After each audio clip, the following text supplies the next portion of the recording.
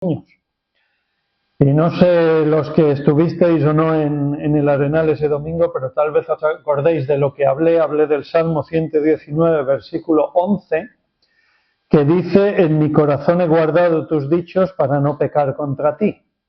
Esa fue el texto central de aquella meditación, y la predicación giraba en torno a la retención de la palabra de Dios dentro de cada uno de nosotros. Y resumiendo lo que dije y centrándome básicamente en la aplicación, el texto significa que básicamente debemos escuchar con atención a la palabra de Dios y aplicarla a nuestras vidas con un esfuerzo por agradar a Dios.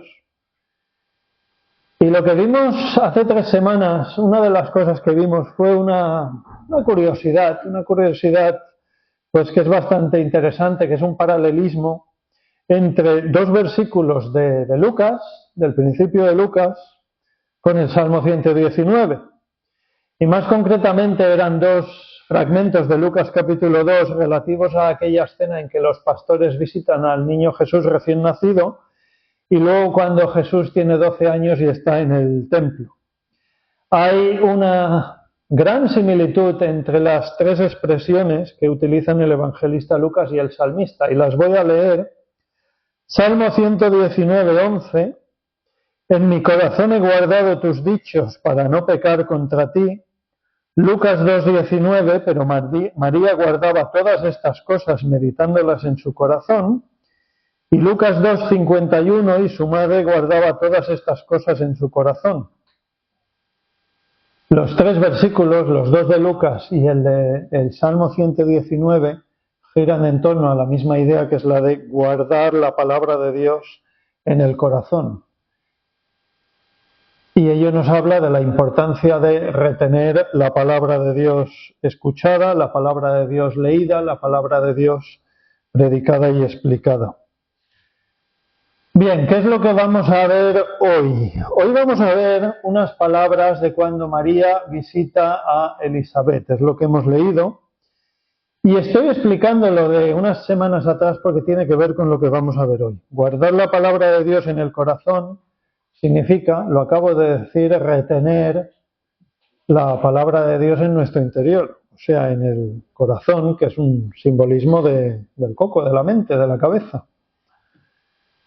Y es eso, que nos entendamos, que se nos quede grabado en nuestras vidas. Pero claro, también lo dije hace 3 semanas, no se trata de grabar en el disco duro de nuestro cerebro, no se trata de darle al botón de guardar, sino se trata de darle al botón de aplicar, que es el de aplicar la palabra de Dios en nuestras vidas, que es llevar fruto visible y tangible de esa palabra de Dios que está dentro de nosotros. Por lo tanto, vamos a nuestro texto de hoy. El primer fragmento que hemos leído, cuando el ángel Gabriel se aparece a María, lo voy a leer de nuevo, es antes del nacimiento de Jesús, y voy a leer a partir del versículo 26. Al 6º mes, el ángel Gabriel fue enviado por Dios a una ciudad de Galilea llamada Nazaret, a una virgen desposada con un varón que se llamaba José, de la casa de David. Y el nombre de la virgen era María.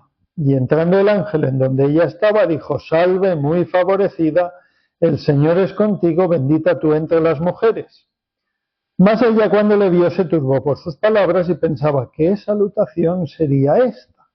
Entonces el ángel le dijo: María, no temas, porque has hallado gracia delante de Dios.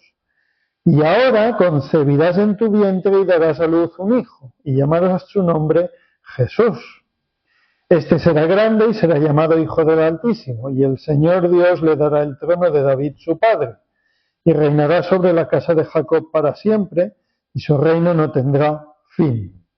Entonces María dijo al ángel: ¿cómo será esto? Pues no conozco varón. Respondiendo el ángel le dijo: el Espíritu Santo vendrá sobre ti, y el poder del Altísimo te cubrirá con su sombra, por lo cual también el santo ser que nacerá será llamado Hijo de Dios. Y aquí tu parienta Elizabeth, ella también ha concebido hijo en su vejez, y este es el 6º mes para ella, la que llamaban estéril, porque nada hay imposible para Dios. Entonces María dijo: He aquí la sierva del Señor, hágase conmigo conforme a tu palabra. Lo leo de nuevo. He aquí la sierva del Señor, hágase conmigo conforme a tu palabra. Y el ángel se fue de su presencia. ¿Cómo termina la escena? Pues con las palabras que reflejan la actitud de María. ¿Y qué actitud tiene ante lo que le ha dicho el ángel? Que a su vez dice palabras de parte de Dios. Pues su actitud es lo que he leído 2 veces, el versículo 38. He aquí la sierva del Señor, hágase conmigo conforme a tu palabra. A María se le da una dosis de palabra de Dios y ella responde con obediencia. Y en el capítulo 2 de Lucas tenemos 2 veces la cosa esta de que María guardaba estas cosas en su corazón. Lo que he leído antes. ¿Qué cosas eran estas? Pues en ambas ocasiones eran también palabra de Dios. En la primera a través de los ángeles y luego en la segunda palabras del mismo Jesús, los ángeles y luego los pastores, claro. En los 2 primeros capítulos de Lucas, resumiendo, tenemos en 3 ocasiones que María retenía la palabra de Dios en su corazón y en las 3 ocasiones María era un ejemplo de lo que deberíamos hacer nosotros. Por tanto, ¿qué actitud tenemos nosotros cuando se expone la palabra de Dios aquí en la iglesia de Son Castelló? ¿Qué actitud tenemos después cuando salimos por la puerta? Cada uno sabe lo que contesta a esto. Lo que nos enseña la actitud de María es básicamente que se tiene que notar lo que escuchamos, lo que aprendemos, lo que retenemos, lo que interiorizamos en la iglesia, que nuestro día a día evidencie, ponga de manifiesto que esa palabra de Dios pues entra en nosotros y da fruto. Y María es un buen ejemplo. Por lo que vemos en Lucas 1 y Lucas 2, María escucha la palabra de Dios, María interioriza la palabra de Dios, María da evidencia de recibir con humildad la palabra de Dios y se somete a la palabra de Dios. El evangelista Lucas es el que más habla de la época del nacimiento de Jesús y de los momentos previos, y será por eso porque Lucas da tantos detalles de la persona de María. Pero bueno, que en María podemos ver un resumen muy bueno de obediencia a la palabra de Dios. Y por lo que vemos en la Biblia, María fue una persona temerosa de Dios que quiso agradar a Dios con sus acciones, con su día a día. María quería ser obediente a la palabra de Dios. En lenguaje de hoy en día diríamos que María era una buena creyente, que María era una buena cristiana. Lo podríamos decir así en lenguaje de hoy en día. Pero claro, aquí viene lo importante, mucha atención a esto. El hecho de que María fuera una buena creyente, una buena cristiana, no significa que María es todo lo que en ocasiones se le atribuye.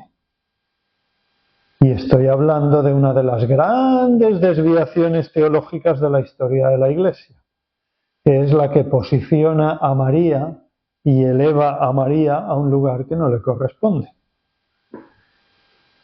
Hace 2 días, anteayer, el viernes, en el estudio del viernes estuvimos hablando de la Trinidad. Aquí y seguiremos durante los estudios de los viernes, es un tema importante. Y estuvimos hablando un poquito de cómo en los primeros 6 siglos de la Iglesia la doctrina de la Trinidad quedó correctamente establecida, tras varios siglos de lucha, de tensiones, de debate con diversas desviaciones y diversas herejías, entre las que destacó en este sentido la herejía arriana. Pero una vez superados esas primeras grandes herejías, esos primeros 6 siglos de la Iglesia, que se referían básicamente a la Trinidad, la naturaleza divina de Jesús, que si Jesús murió físicamente, que si Jesús resucitó físicamente. Una vez superadas todas esas cosas en los primeros 6 siglos de la Iglesia, empezaron a surgir unas nuevas ideas. Y una de ellas era la que elevaba a María a algo más que una simple persona que había sido utilizada por Dios para traer a Jesús al mundo.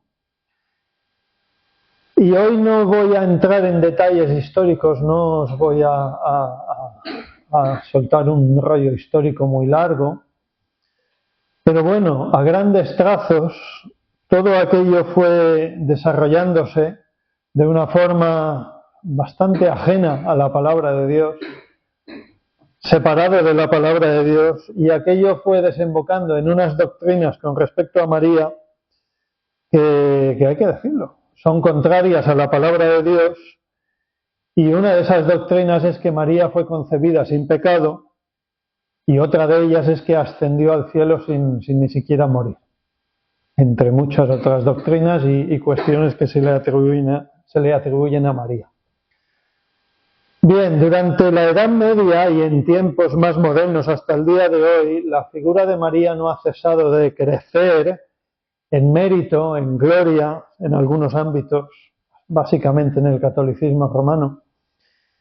Y a día de hoy, oficialmente, y digo oficialmente porque figura en el artículo 970 del Catecismo de la Iglesia Católica, se la considera abogada, auxiliadora y mediadora. Esas tres cosas. Y ninguna de las tres tiene, por supuesto, sustento bíblico alguno.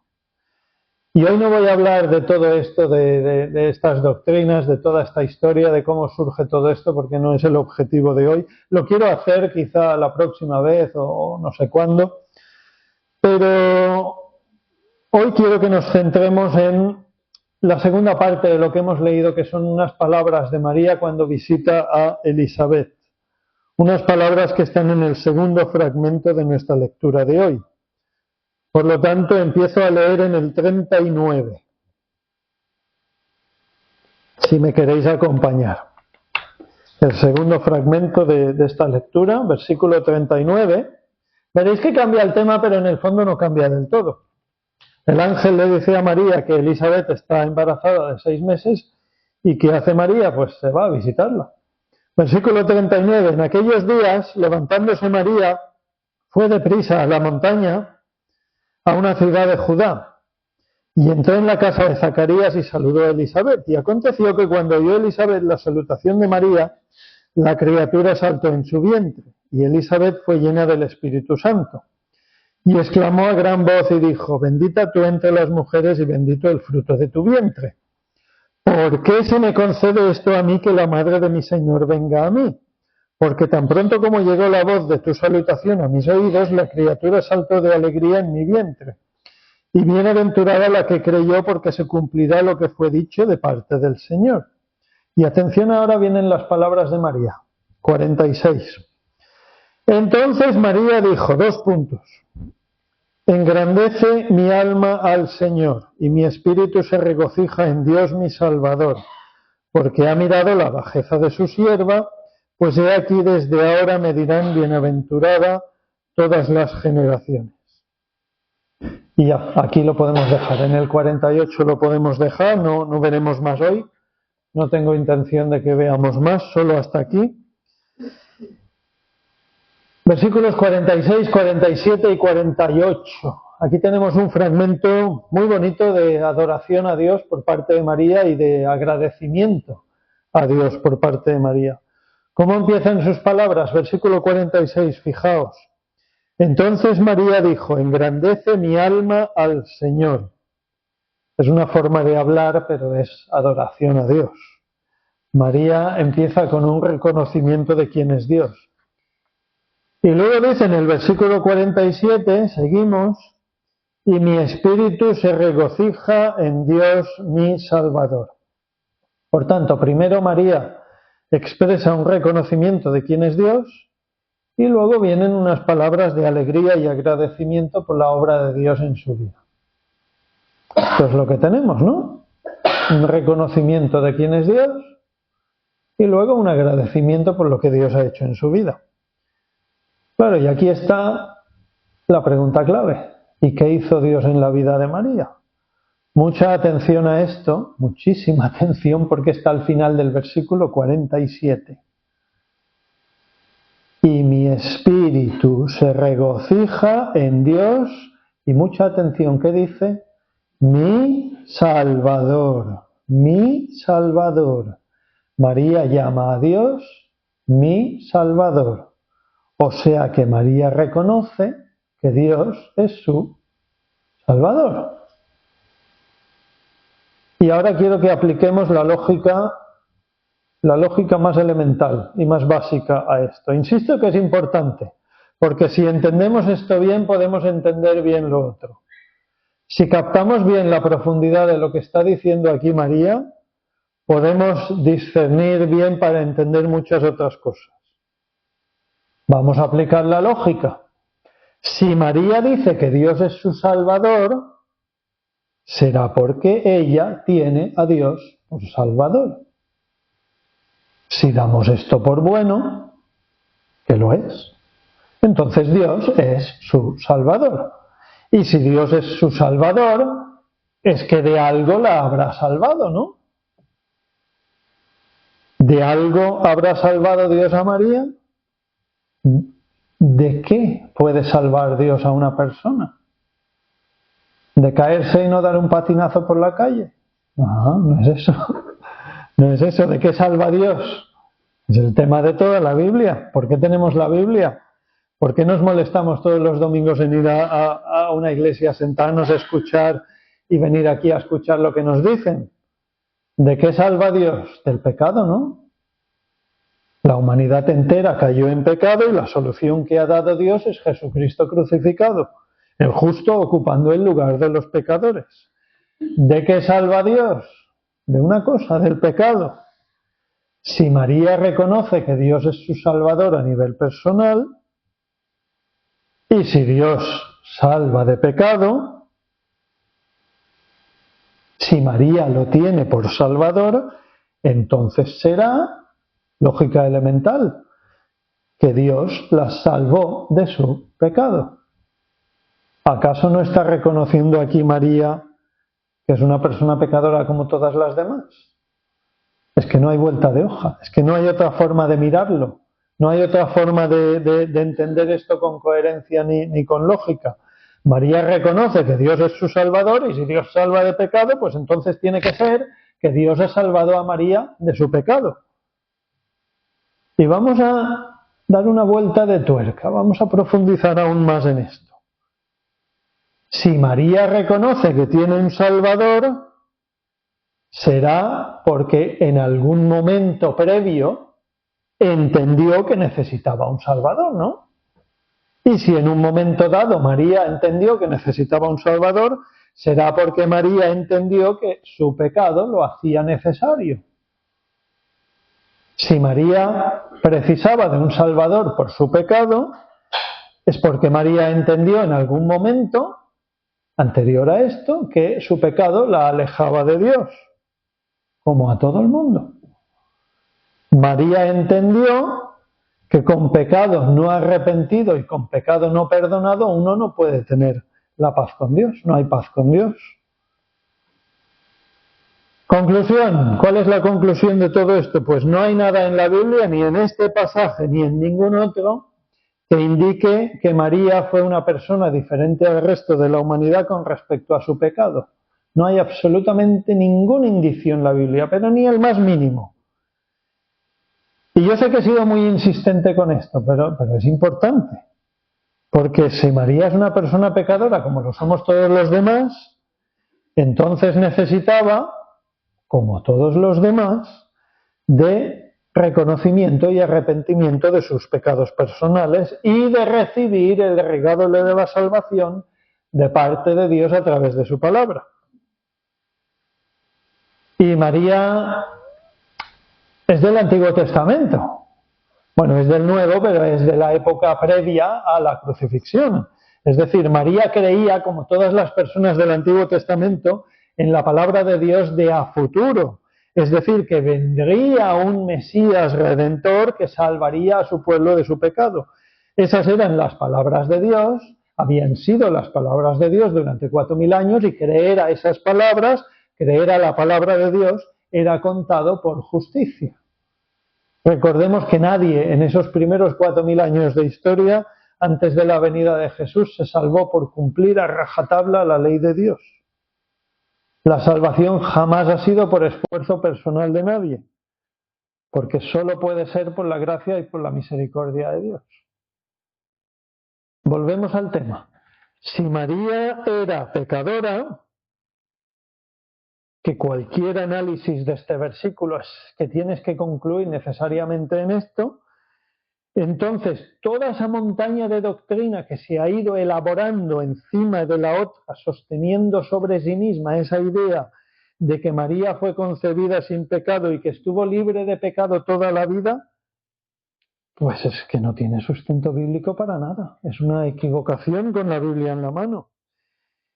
Y si lo queremos corroborar aún más, vamos a mirar el versículo 48, la continuación de lo que acabamos de hablar. Versículo 47, y mi espíritu se regocija en Dios, mi Salvador, ¿por qué? Porque ha mirado la bajeza de su sierva. La bajeza de su sierva, claro que sí. Coherencia total con lo que acabamos de decir, lo que acaba de decir el versículo 47 de Dios como su Salvador. María es coherente y en este versículo 48 está sacando a la luz su pecado. Dice que Dios es su Salvador porque ha tenido misericordia, Dios, de mirar a su bajeza. ¿Qué es la bajeza? Se sigue usando hoy en día. Es una forma de hablar. Lo bajo de la sociedad. Clases altas, clases medias, clases bajas. La bajeza que simboliza, simboliza lo despreciable, lo que se puede desechar, lo que la sociedad considera inútil. Y se usa en muchos ámbitos. Un cubo de agua, un recipiente, una botella que tiene un líquido con unos pozos que van a la parte de abajo, los bajos de cualquier líquido. Siempre se considera lo sucio. Claro, los hay que en este versículo 48 lo único que ven es humildad por parte de María, por haber sido elegida por Dios para llevar a cabo la tarea de la encarnación del Señor. Vale, no lo voy a negar. Sí, yo creo que la humildad de María aquí está implícita, por haber sido elegida por parte de Dios, sí. Por supuesto que María es humilde y se ve a sí misma como poca cosa. Yo no tengo nada en contra de eso. Pero cuidado, eso no quita lo demás. Que María acaba de decir en el versículo 47 que Dios es su Salvador. Y en el versículo 48 es que da el porqué. Da la explicación, da el motivo. Dios es su Salvador porque ha mirado su bajeza, porque ha tenido misericordia de ella, pecadora, su bajeza. Y pensad que las divisiones de los versículos son un invento del siglo XVI. Hasta el siglo XVI la Biblia era un texto todo corrido, sin numeritos. Los numeritos solo se pusieron para facilitar buscar los textos. Esto fue escrito en continuo. María dice que se regocija en su Salvador porque ha mirado su bajeza. Es que es una frase. María se alegra de que Dios la haya salvado porque Dios se ha dignado a mirarla en su bajeza, en su pecado, dicho de otra manera. Conclusión, la enseñanza bíblica de la persona de María es muy diferente a lo que en algunos ámbitos se dice de ella. María fue una buena creyente, temerosa de Dios, pero era una persona pecadora, necesitada de salvación como todo ser humano en este mundo. María no es abogada, María no es auxiliadora ni es mediadora de nadie. Lo que enseña el catolicismo con respecto a María es incorrecto. Pero no siempre fue así. Ya he explicado antes que en los primeros 6 siglos de la Iglesia hubo algunas desviaciones doctrinales, pero la centralidad de la Iglesia se mantuvo unida alrededor de las grandes verdades de la Biblia. En los primeros 6 siglos, pues no hubo nada de todo esto. Solo fue a partir de la Edad Media que en la Iglesia oficial empezaron a surgir otras desviaciones, otras ideas, entre las cuales está esta, la doctrina de la Inmaculada Concepción de María, y esa doctrina se fue desarrollando hasta llegar a considerarla abogada, auxiliadora y mediadora. Lo que pasa es que la Biblia nos dice otra cosa. Primera de Timoteo 2:5, el apóstol Pablo dice, porque hay un solo Dios y un solo mediador entre Dios y los hombres, Jesucristo, hombre. Porque hay un solo Dios y un solo mediador entre Dios y los hombres, Jesucristo, hombre. Solo hay un mediador y es el Señor Jesucristo. No es la Virgen María y tampoco es San Pancracio. Los santos canonizados y beatificados tampoco cumplen funciones de mediación. Eso tampoco está en la Biblia. Y ahora, tanto hablar de María, hombre, es el momento adecuado para hablar del famoso, archifamoso Ave María. Vamos a hablar del Ave María. Porque hablando de María y de sus supuestas funciones de mediación, que menos que hacer una mención al famoso Ave María. Consta de dos partes. Una primera, mucho más antigua, basada en el Evangelio de Lucas, y una segunda parte añadida casi con toda seguridad al final de la Edad Media, muy poquito antes de la Reforma Protestante. Al parecer, la primera documentación escrita que aparece de la segunda parte de la Ave María es del año 1495. Se sabe dónde aparece y esa es la primera inscripción de la segunda parte de la Ave María, año 1495. Antes de eso no hay nada. Lo voy a leer para que no lo sepa. Dice, Dios te salve María, llena eres de gracia, el Señor es contigo, bendita tú entre todas las mujeres y bendito el fruto de tu vientre Jesús. Y ahora viene la segunda parte. Santa María, Madre de Dios, ruega por nosotros pecadores, ahora y en la hora de nuestra muerte. Amén. La primera parte todavía tiene un pase, aunque contiene dos imprecisiones que luego comentaré. Pero bueno, la segunda parte es infumable. Y precisamente porque atribuye a María funciones de mediación que la Biblia deja muy claro y reserva solamente para el Señor Jesucristo. Primera de Timoteo 2:5, porque hay un solo Dios y un solo mediador entre Dios y los hombres, Jesucristo, hombre. Además, tiene total coherencia con toda la Biblia.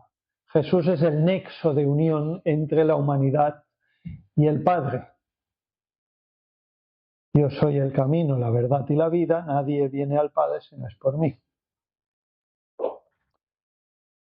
Y la segunda parte, no voy a insistir en la segunda parte, pero deja en el aire algo que los reformadores en su día, hace 500 años, tuvieron muy en mente, que era la seguridad de la salvación del creyente. Los reformadores entendieron que la Biblia enseña que la salvación la ejerce y la aplica Dios en su totalidad y que la salvación no depende para nada de la mano humana, no depende de los hombres. Pero sucede que en la Iglesia oficial durante la Edad Media se había sustituido ese concepto por otro concepto mucho más flexible, que es el de la colaboración con Dios y las obras meritorias, las obras que van puntuando para lograr agradar a Dios. Si yo hago muchas buenas obras, voy a agradar a Dios. Claro, entonces si la salvación no era una clara y definitiva a través de solo la fe, pues la cosa quedaba un poco en el aire. Y eso es lo que estaba enseñando a finales de la Edad Media la Iglesia oficial. Sin fundamento fuerte, una cosa blandiblue, es decir, que ni una cosa ni la otra, quedaba todo en el aire. Eso es lo que se estaba enseñando y con eso se encontraban los reformadores. Claro, eso no les cuadraba para nada con lo que decía la Biblia. Y ahora sí que quiero enlazar con esas dos imprecisiones de la primera parte del Ave María. Porque si la salvación de las personas quedaba un poquito en el aire, ese principio del Ave María, ¿cómo empezaba? Dios te salve María, llena eres de gracia, el Señor es contigo. Ese principio, Dios te salve María, tiene un problema grave, ¿no? Porque ¿qué estás deseando? Que Dios salve a María, ¿no? totalmente incoherente con lo que sigue después. Dios te salve María, y luego incoherencia total con llena eres de gracia, el Señor es contigo. Vale, voy a dar la explicación que dicen para salvar este escollo. Yo soy consciente de que este principio, este Dios te salve María, es considerado un saludo inicial, un saludo, una forma educada de dirigirse a la persona. Pero bueno, no cambia el significado puro y duro del salve. El salve era un saludo antiguo en español que posiblemente indicaba eso, un saludo, una forma de desear la salvación para una persona. De hecho, es lógico que fuera un saludo y agradable, porque ¿qué hay mejor saludo que desear la salvación de alguien? Y de ahí empiezan los saludos. Y tal cual, en la misma línea, a día de hoy seguimos con las despedidas. Cuando nos despedimos, ¿qué nos decimos? Adiós. Adiós, ¿qué significa? A Dios. Es decir, cuando te despides, encomiendas a alguien a Dios. Así era antiguamente. El saludo inicial era de saludo, de salve, de salvación, y el saludo de adiós era de adiós. Hay una expresión que está un poco desfasada, hoy en día no se dice, pero cuando yo era niño todavía se oía un poquito, y se ve en las películas españolas en blanco y negro. Hace 40, 50, 60 años se usaba mucho, que era para despedirse, en vez de decir adiós a secas, decías vaya con Dios, vaya usted con Dios. Eso se usaba mucho hasta hace 30, 40 años. Y no es más que una forma un poco ampliada, más arcaica del adiós. Hoy en día hemos resumido mucho y nos quedamos con 3 sílabas. Adiós, ya está. Que es lo que decimos hoy en día. Yo tengo un recuerdo de cuando yo era niño, el pastor que fundó la iglesia de Palma, él nunca decía adiós, él siempre decía hasta la vista. Supongo que por costumbre o porque lo consideraba tal vez una forma de tomar el nombre de Dios en vano, yo no lo sé, pero guardo ese recuerdo de aquel pastor. Él siempre decía hasta la vista, jamás le oí decir adiós. Y bueno, volviendo al tema que nos lleva el Ave María, el lenguaje que usa, esa palabra del salve inicial, hoy en día no se usa, no nos decimos salve cuando nos vemos por la calle, es español arcaico. Pero de ahí derivan, bueno, ya lo he dicho antes, otras palabras muy parecidas. La raíz gramatical es la misma. Salud, saludo, salutación, todo viene de la misma raíz. El salud hoy en día no se usa tanto. En castellano se usa menos, pero en catalán se usa mucho. Yo en mi trabajo en los emails, el salud, al final del email se pone casi siempre el salud. Y la Reina Valera del 60, que es la que la mayoría usamos, bueno, la Sociedad Bíblica Trinitaria que tenemos ahora, ponen salvación en muchos sitios. Pero si nos vamos 100 años atrás, la Reina Valera 1909, que se usaba pues hasta mediados del siglo XX, en muchos sitios que nuestras Biblias ponen salvación, esa Biblia pone salud. Salud, por eso cantamos himnos antiguos que dicen salud. Claro, salud no es salud de salud física, es salud de salvación, eran sinónimos, la raíz es la misma. Pero bueno, salve, salud, saludo, salvación son palabras muy relacionadas. Lo que pasa es que si miramos en nuestras Biblias, en Lucas 1:28, fijaos lo que dice, veremos que aparece salve como una de las palabras del ángel Gabriel. Pero un momento. Atención aquí, esto nos va a chocar, que es que el ángel le dice salve a María. Entonces apaga y vámonos, porque entonces el Ave María es correcto cuando dice salve al principio y todo lo que he dicho en los últimos 5 minutos es incorrecto. Pues no, que nadie se alarme, no importa levantaros y salir por la puerta, que nadie se levante de la silla. El ángel le habló a María. Y lo que tenemos en el original en griego es la palabra Jairo. En el diccionario de Strong es la palabra 5463. Esa palabra en griego se usaba como saludo. Era un saludo tradicional en griego. Y está relacionada con gozo, con alegría, con el regocijo. el significado principal de la palabra griega jairo es el de alegre o alegrarse. Hace casi 500 años, cuando la Biblia se tradujo al español, Reina y luego Valera, cuando la enmendó un poquito, revisó el trabajo, no pusieron salve, pusieron gozo. Las Biblias españolas durante 300 y pico de años, cuando leían este texto, las palabras del ángel Gabriel a María leían gozo. En la revisión de 1865 se puso tengas gozo. El ángel le dijo tengas gozo. Está bien. El versículo entero lo voy a leer de la Biblia de 1865 para que veáis lo coherente que es. Y entrando el ángel a donde ella estaba, dijo, tengas gozo, altamente favorecida, el Señor es contigo, bendita tú entre las mujeres. Lo que pasa es que desafortunadamente en la revisión de la Biblia de 1862, que es la Biblia madre de la 1909, que a su vez es la Biblia madre de la 1960, a alguien le dio por poner el salve. Bueno, ¿por qué motivo? Pues no lo sé, pero no es lo más acertado. No es incorrecto porque el salve es verdad que es un saludo a secas, en castellano antiguo es verdad, pero bueno, si hay que traducir la palabra griega jairo no es tan apropiado como gozo o tengas gozo de las Biblias más antiguas, que es la mejor traducción para el jairo griego, que es lo que sí dice el texto original. Además, el salve puro y duro no transmite esa idea de gozo y alegría en el saludo que sí indica la palabra original en griego. Y justamente aquí la Sociedad Bíblica Trinitaria mantiene el salve.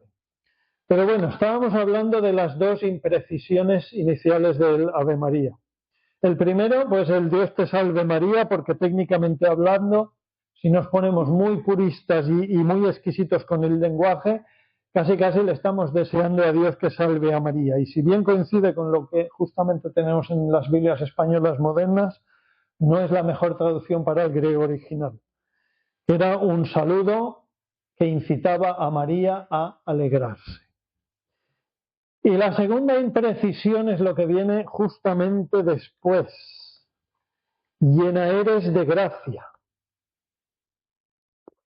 Esto supuestamente viene de Lucas 1:28, pero en este caso lo tenemos correctamente traducido en la Reina Valera del 60 y en la Sociedad Bíblica Trinitaria. Y entrando el ángel en donde ella estaba, dijo, salve, muy favorecida, muy favorecida. El Señor es contigo, bendita tú entre las mujeres. El muy favorecida que tenemos aquí en nuestras Biblias es correcto y es la mejor forma de entender el griego original. Es complicado ahora profundizar en esto. No voy a profundizar en esto porque si no nos alargaríamos. Pero bueno, la otra alternativa es decir que María es llena de gracia. Esa alternativa a día de hoy abunda en las Biblias católicas, por ejemplo, como traducción. No es totalmente incorrecto, no es incorrecto, lo quiero matizar y lo quiero explicar. La palabra griega es el original haitoo y solo sale dos veces en la Biblia, solo sale en Lucas 1:28 y en Efesios 1:6. Y ya que solo sale en dos sitios, pues vamos a leer Efesios 1:6. Dice, para alabanza de la gloria de su gracia, con la cual nos hizo aceptos, esta es la palabra, nos hizo aceptos en el amado. La palabra griega charitó significa investir con un honor especial, o sea, ser muy favorecido de alguna manera. Y ser otorgado gracia de parte de Dios es también una traducción aceptable y correcta. Y así en esa línea lo tradujo hace 1600 años Jerónimo de Estridón, cuando tradujo la Biblia griega al latín. Voy a leer la Biblia latina. Et ingressus angelus ad eam dixit, ave gratia plena Dominus tecum benedicta tu in mulieribus. No es que esté mal técnicamente, el problema es que durante 1000 y pico de años esa traducción de que María estaba llena de gracia se ha malinterpretado. Es lo que hemos dicho antes. Toda esa deriva doctrinal sobre la figura de María, la posición de María durante la Edad Media, y no solo durante la Edad Media, desde entonces hasta nuestros días. A día de hoy, pues los hay que argumentan basados en este versículo, y es suponer sobre suponer sobre suponer, es suposición sobre suposición, que María es una fuente inagotable de gracia y por eso hay que acudir a ella, porque como mediadora María puede hipotéticamente administrar y otorgar esa gracia de parte de Dios. Está estirado el chicle al máximo, está muy, muy, muy rebuscado y muy retorcido. Es una, yo lo siento, pero es una barbaridad antibíblica, es una herejía como la copa de un pino. María no es administradora de la gracia por parte de Dios. Eso no sale por ninguna parte en la Biblia. Y claro, si hay que atribuírselo a María, porque aquí está llena de gracia, pues nos vamos unos versículos atrás, versículo 41 que dice, y Elizabeth fue llena del Espíritu Santo. Y llenos del Espíritu Santo, que sería un sinónimo de lleno de gracia, pues en el libro de Hechos de los Apóstoles lo vemos con Esteban, lo vemos con Pedro, lo vemos con muchos. ¿Por qué a María se le atribuye una cosa y a los demás no? No tiene ninguna lógica.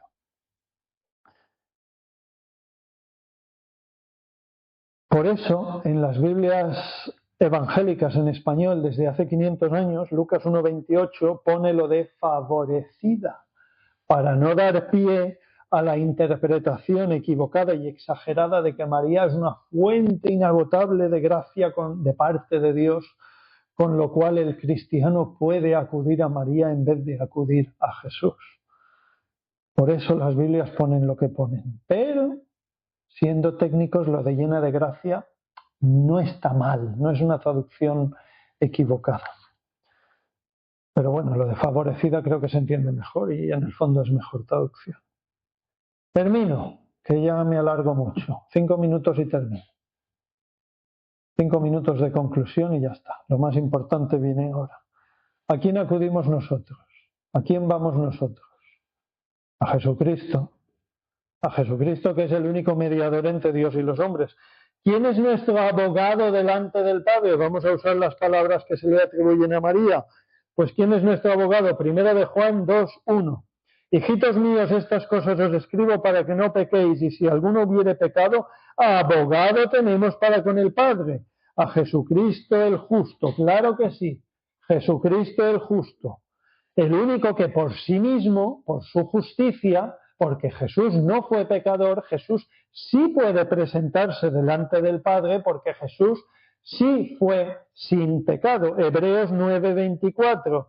Porque no entró Cristo en el santuario hecho de mano, figura del verdadero, sino en el cielo mismo, para presentarse ahora por nosotros ante Dios. Y continúa, pero no voy a seguir. ¿Con qué idea nos vamos a quedar hoy? Pues me gustaría que nos quedásemos con la idea de que María fue una buena creyente, una muy buena creyente, pero que María no es todo lo que el catolicismo romano le atribuye. María está en el cielo, por supuesto que María es creyente y está en el cielo, pero que tengamos cuidado con esos movimientos que nos hacen creer que María tiene toda una serie de funciones especiales que no figuran para nada en la Biblia. Y antes he dicho que lo que iba a decir hoy tenía relación con aquel mensaje de hace 3 semanas del Salmo 119. Y sí, y básicamente es porque lo importante de aquel mensaje es lo mismo importante de hoy en día, es más o menos lo mismo que quiero recalcar hoy, la lección que quiero que aprendamos hoy, lo que quiero que nos guardemos hoy, es que guardar la palabra de Dios en nuestro corazón es lo que nos transmite este texto, que retengamos la palabra de Dios en nuestro interior. Al principio del Evangelio de Lucas, hasta en 3 ocasiones, vemos que María retenía la palabra de Dios en su corazón. Son 3 buenos ejemplos de lo que deberíamos hacer nosotros.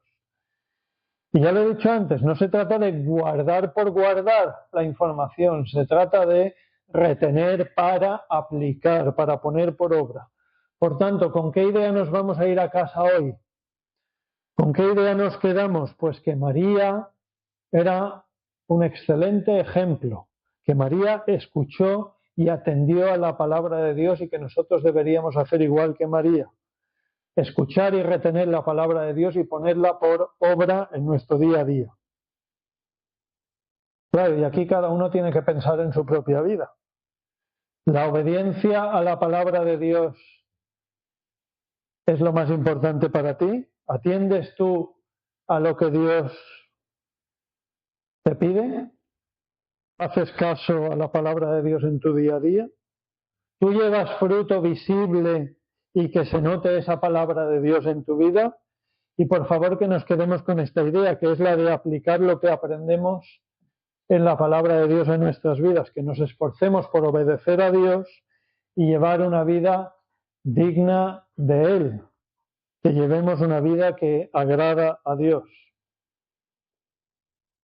Y si tú que me escuchas aún no eres creyente o no lo tienes del todo claro, pues por favor ten en cuenta que todos somos pecadores, que todos necesitamos de la salvación de Dios. Incluso María necesitaba de la salvación de Dios. Por eso dice que Dios es su Salvador, lo dice ella misma con sus palabras, porque evidentemente, por coherencia, ella se ha arrepentido de sus pecados y ha confiado en Dios para la salvación de su alma. El cuerpo envejece y muere, nos hacemos viejos, lo vemos todos los días, nos miramos al espejo y ya no somos lo que éramos unos años atrás. Nos asusta vernos cada día en el espejo. Pero, aunque el cuerpo envejece, las almas son inmortales y las almas se van a vivir para siempre. Las almas redimidas por la sangre de Cristo en la cruz estarán para siempre junto al Señor Jesucristo en el cielo. Y las almas de los que no se hayan arrepentido de sus pecados y hayan mirado a la cruz para salvación y hacer las paces con Dios, esas almas van a estar alejadas de Dios para siempre en el infierno. ¿Dónde quieres ir tú? ¿Cuál será tu destino? Pues yo qué sé, ahora es el momento de pensar en ello. Cielo o infierno, ¿cuál es tu destino? Si haces las paces con Dios confesando tu pecado y admitiendo que solo en Jesús hay perdón para esos pecados, podrás ir al cielo. Y si no, pues te habrás ganado el infierno con cada uno de tus pecados no arrepentidos, tú mismo. Mi consejo es que escuches, que atiendas a la palabra de Dios y que cojas lo que Dios te ofrece, porque es gratis, porque solo hay que creer para salvación. Que Dios nos ayude a todos y que podamos aplicar en nuestra vida su palabra. Amén.